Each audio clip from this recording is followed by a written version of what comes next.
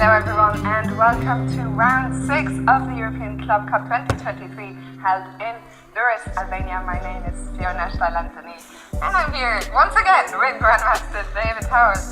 David, only 2 rounds to go. Yeah, I can't believe this is day 6, Fiona. We've been here through all the action. It's really been ramping up, heating up, and today we see a battle, the clash on the camera there between the two leading teams. Absolutely, that is the match we'll pay the closest attention to, of course. And Magnus, sensing the occasion, he's arrived on time. David, it's a miracle. I think that's the first shock of the round. We will see many, of course, but Magnus was the first of the Official team to arrive. That's totally opposite to yesterday, where we saw him arrive almost 5 minutes late. And it looks like players are in good spirits. We saw Ivan Sokolov, the Super Chess team captain, smiling up there on the left. The Official team captain on the right, handing out the waters, doing his job. And I think we're in some really tense games. Fiona, everything rests on today. Actually, Official could even clinch things, almost clinch things with a round fair if they win. Absolutely. We'll jump into the games in just a second. For now, let's quickly take a look at yesterday's results in case you missed it. We'll catch you up on the action of what happened on the top winning champions. They are taking on Team Gashimov and on board 3 Anya against Beersheva. But David, I think we have to jump into the action. That's right, we only have started a couple of minutes ago. It's early days. We see Rapport bring his bishop out against Magnus in this game. And yeah, team strategies, Fiona. We mentioned that these two teams are leading outright. There's actually no one just 1 point behind them. So whoever leads will have a huge, whoever wins the game will have a huge lead heading into the final round. Do you think players will be playing safe? Do you think they'll be going all out towards victory? I feel like from what we have seen, Team Super Chess were maybe the ones with the most clearly defined strategies, where it was even for us as commentators without sitting in on the team meetings or hearing what's happening behind the scenes. I think especially that one match Super Chess against Gashimov, I think that's the one that stood out, where Christian and Jordan Badburis with the black pieces just shot things and made draws. It almost backfired but worked out in the end. These two players have the black pieces again today, so we'll see if we can understand as we go through the opening moves what the strategy is. Oh my goodness, David. We already see a big surprise on board 3. I'm actually in shock, less shocked than there. I'm in total shock as well. We will come, of course, to this game between Magnus Carlsen and Rapport, one of the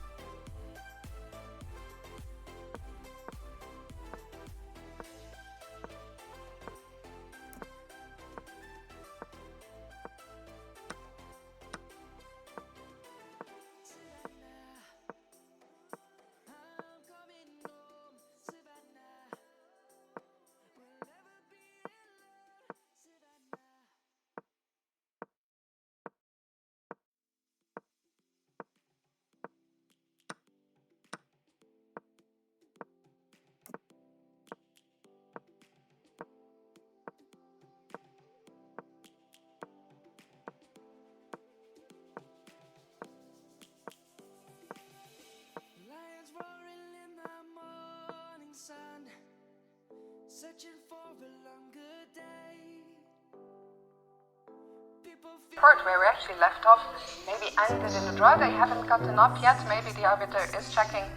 Did they repeat moves? Yeah, it wasn't move 30 quite yet, Fiona. There is a repetitions are the exceptions, and I think we're gonna be just in time to see the handshake. yeah, it looks like a claim by Magnus Carlsen. Rapport has just played the last move, Queen to E3. So after Magnus, I believe, plays the move Queen C7. That would be the 3rd time we see that position. And look at that, we a bit blocked there, but we did see Ivan Sokolov hook his head over. Please tell me that's not an arbiter. That's definitely an arbiter. We love them.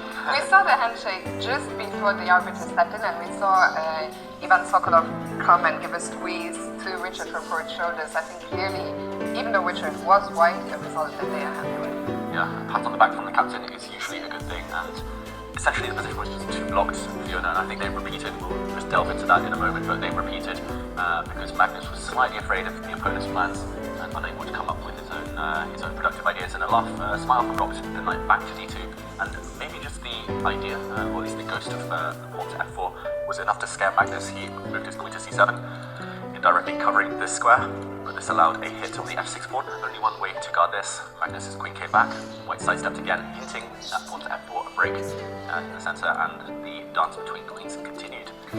I am very curious that the evaluation bar seems to be a tiniest bit in Black's corner. If we turn on the engine lines, which we don't do, what does the engine say? Yeah, it says that actually you can allow White to go for this break. For example, if you make a useful waiting move, let's say, for example, rook to e8, centralizing, if White does push forward with f4, then after a trade of pawns, Black is actually pretty happy here. For example, you can attack this pawn, and if White defends it, suddenly... This game is not good for you. This game is not good for me. There's a curse on this game for sure.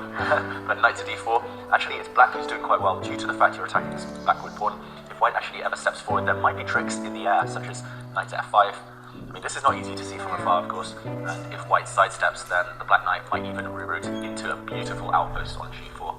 Actually, here the looseness of White's center is quite telling, and if anyone's king is safer, it's Black's. I was very surprised that Magnus did agree to the draw. Of course, White doesn't need to push f4. I don't think Rapport would have done so, but yeah, it definitely would have been possible to keep this game going.